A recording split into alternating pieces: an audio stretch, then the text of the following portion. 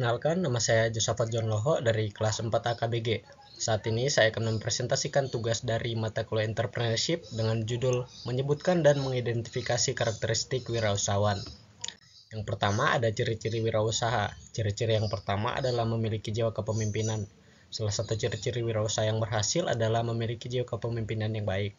Hal ini dibutuhkan untuk membangun bisnis karena seorang wirausahawan harus bertanggung jawab untuk memimpin karyawan dan semua orang yang terlibat di dalam perusahaan. Yang kedua ada berani mengambil resiko. Seorang calon wirausahawan yang sukses harus berani mengambil resiko dalam perjalanan bisnisnya. Hal ini dikarenakan dalam berbisnis akan ada banyak resiko yang mungkin muncul, mulai dari kerugian, penipuan, kegagalan, dan kemungkinan buruk lainnya. Yang ketiga ada selalu optimis. Untuk menjadi wirausaha yang berhasil, kamu harus selalu optimis ketika menghadapi berbagai tantangan. Seorang wirausahawan yang mengorganisir, mengelola, dan menjalankan bisnis kemungkinan bisa menghadapi banyak kemunduran dari waktu ke waktu. Yang berikut ada manajemen organisasi dan usaha kecil. Manajemen usaha, biasa juga disebut manajemen bisnis, adalah proses di mana perusahaan merencanakan, mengatur, mengerahkan, dan mengendalikan kegiatan dan sumber daya perusahaan untuk mencapai tujuannya dengan cara yang efektif dan efisien dalam lingkungan yang selalu berubah.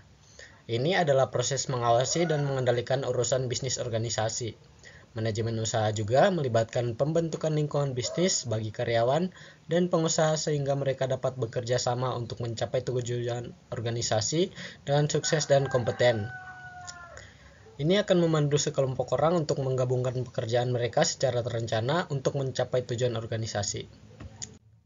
Yang berikut adalah karakteristik kewirausahaan. Karakteristik yang pertama yaitu memiliki komitmen tinggi. Karakteristik wirausaha untuk sukses yang pertama ialah harus memiliki komitmen yang tinggi. Dan komitmen ini maka berkaitan erat dengan setiap perkataan atau tindakan yang akan kamu pertanggungjawabkan. Yang kedua adalah disiplin.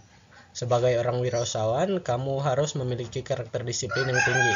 Sikap disiplin sendiri akan memperlihatkan bahwa kamu berusaha keras dalam melakukan apapun terkait bisnis. Yang ketiga ada percaya diri. Percaya diri adalah suatu langkah awal bagimu untuk dapat memulai usaha. Dalam hal ini yang dimaksud dengan percaya diri adalah kamu yakin bisa membangun serta menjalankan bisnis. Yang berikut adalah falsafah wirausaha. Falsafah wirausaha, bisnis itu ibarat laut. Mari belajar dari filosofi laut dalam mengarungi samudra wirausaha. Karena kemegahan ciptaan Sang Maha Kuasa ini memberikan banyak sumber inspirasi, di mana gulungan ombak serta kekayaan alam yang tersimpan di dalamnya bukan saja mampu menghidupi banyak orang, lebih dari itu, falsafah yang tergantung bisa kita petik hikmahnya sebagai tuntunan menjalankan sebuah usaha. Konsep dasar filosofi wirausaha, bisnis itu umpama laut, pengusaha ibarat nelayan, pengusaha laksana perahu, produk bagaikan umpan, sedang konsumen seperti ikannya. Yang berikut ada sikap mental wirausaha. Sikap yang pertama adalah kecerdasan emosional. Sikap mental yang harus dimiliki oleh seorang wirausahawan yang pertama adalah kecerdasan emosional. Seorang pengusaha dituntut tidak hanya pandai saja, akan tetapi juga mampu mengelola emosi mereka dengan baik. Yang kedua ada percaya diri. Pebisnis yang memiliki tingkat kepercayaan diri tinggi dianggap lebih dapat meraih kesuksesan karena ia memiliki mental yang kuat. Pebisnis akan percaya bahwa rezeki telah ada yang mengatur.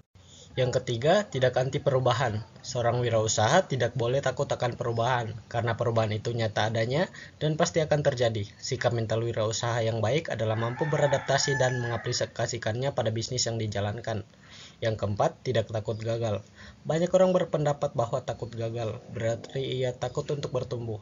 Seorang wirausaha yang bermental kuat tidak akan gentar akan hal ini, karena ia dapat mempelajari banyak hal dari kegagalan yang dialami, kemudian menjadikannya lebih sukses dari sebelumnya. Yang kelima, tidak membandingkan dirinya dengan orang lain. Orang dengan mental kuat percaya bahwa setiap orang memiliki kelebihan dan kekurangan yang dimiliki. Begitupun bisnis yang dijalankan, maka ia berusaha untuk naik tanpa menjatuhkan orang lain.